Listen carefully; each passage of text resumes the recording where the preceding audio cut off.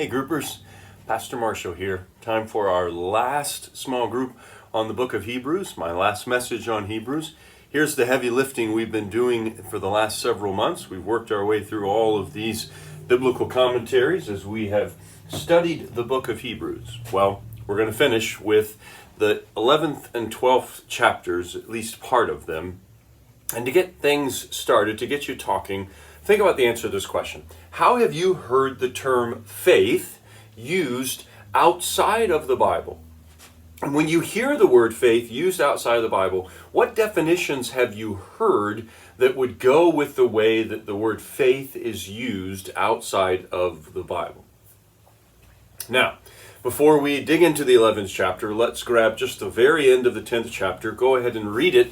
Read verses 32 through 35, and then answer the question, how does the end of the 10th chapter connect with the 11th chapter, this famous chapter in the book of Hebrews, this hall of fame? What does perseverance have to do with faith, and what does faith have to do with perseverance? How does faith motivate perseverance? Well, then we get to the 11th chapter. And based on Hebrews 11, 1 and 2, how would you define biblical faith in your own words? As a small group, come up with some of your own words to define biblical faith. It's very concise in Hebrews 11, 1 and 2, but put it in your own language that you'll remember. And then the word hope is in this verse.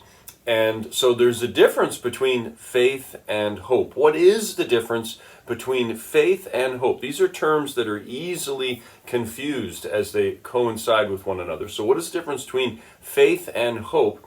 And when we go back to our introductory about how the world uses faith, I think that sometimes the world uses faith and what they actually mean is hope. What do you think of that idea? Does the world usually use the word faith to describe something that the word hope would better describe? What do you think of that idea? Well, before the author begins with his Hall of Fame, his first by faith line is about us. He says that faith is when we believe that God created things, and he did that by his own command, it says. And he says that he created things and made the universe. So my question for you is, why is the belief of God as creator essential to biblical faith? Before the Hall of Fame, before we get to all of these people, he says we have believed that God created things by his command, that he spoke creation into existence, that he made everything out of nothing. Why is that essential to biblical faith? Is it not essential? Then, as we continue on, we kind of skim through the 11th chapter, and there's some wonderful names there, and then you get to the 12th chapter in the beginning, and it begins to talk, the author begins to talk about how Christianity is akin to a marathon. How is Christianity akin to a marathon?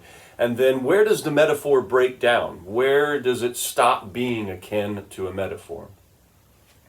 Hebrews 12:2 says that Jesus is the author and perfecter of our faith. And so how is he the author? And how is he the perfecter? Expand this verse. How is he the author? How is he the perfecter? And then, what are some of the things that we can think about when we think about Jesus that help us to not grow weary, that help us not to lose heart, that help us to persevere? The author of Hebrews tells us to fix our eyes on Jesus. What do we fix our eyes on when it comes to Jesus that helps us to not lose heart, to grow weary? And then finally, just remember our application at the end of my message this last week. We talked about what we would focus on that would deepen our faith. And we were looking at these three different things in my message.